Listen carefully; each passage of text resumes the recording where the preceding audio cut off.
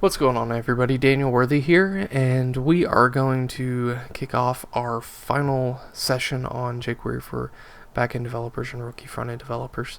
In this final session, we're going to be actually rendering our validation messages and kind of cleaning up some code real fast.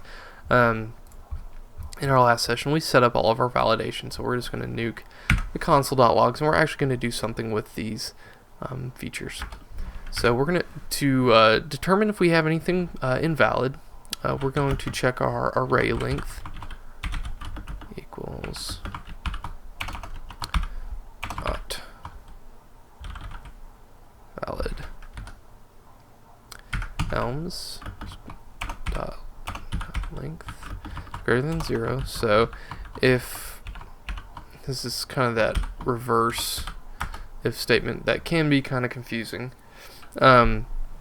So if our form is valid, why don't we just do this?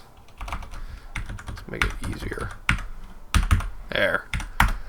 If we have no invalid elms in our array, it means we have a valid form. So if our form is not valid, we are going to create an HTML validation summary. So this is a new little bit of jQuery. We're going to select our validation summary by class. We're going to update the HTML to it by passing in a list of the list of our invalid messages. Now in standard JavaScript, it would be .enter HTML equals this. Inside of JavaScript, everything seems to run on, inside of jQuery, everything seems to run on functions.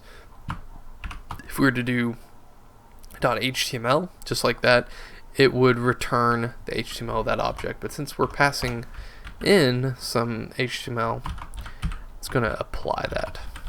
Now this method is going to look kind of strange.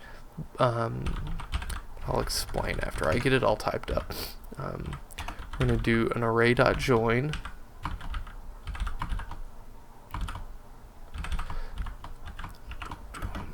plus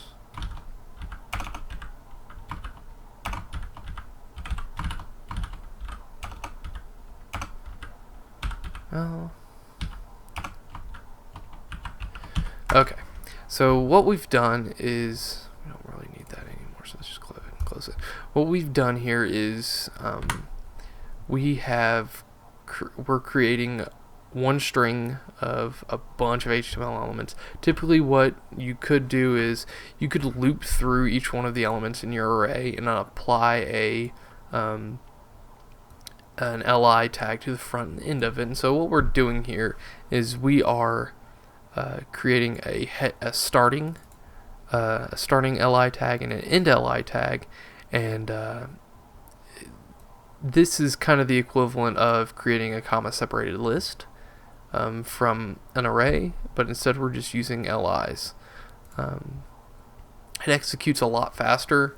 In a scenario like this, it's not going to matter a whole lot, but if we were working with a couple hundred DOM elements, it'd make a big deal.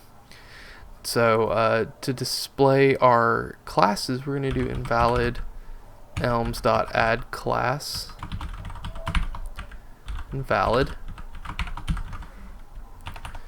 Now up on top, what we're going to do is we are going to make an if statement of it. So if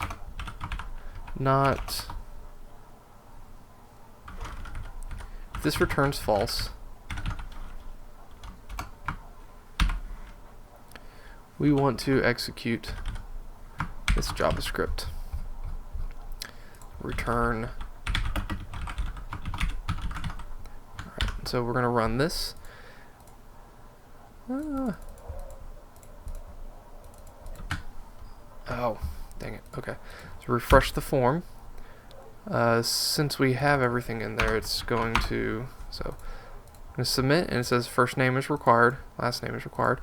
And we do have a class of invalid to it. I've forgotten to add the invalid class. And so add this, add that, and our form should submit now.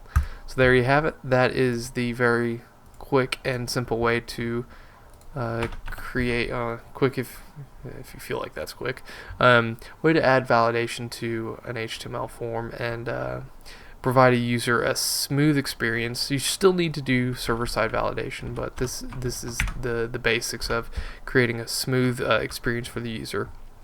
If you like the video series, love any feedback you have on it. I'm gonna try and do more of these. I recently moved the last month, and so I've been scrambling to try and get this together. I coded this series about 2 months ago and haven't had a time to get around to setting it up. So anyway, I apologize for this last quick video being so short, but my daughter is up and I need to go get her ready. So thank you for watching, and we will see you on the next one.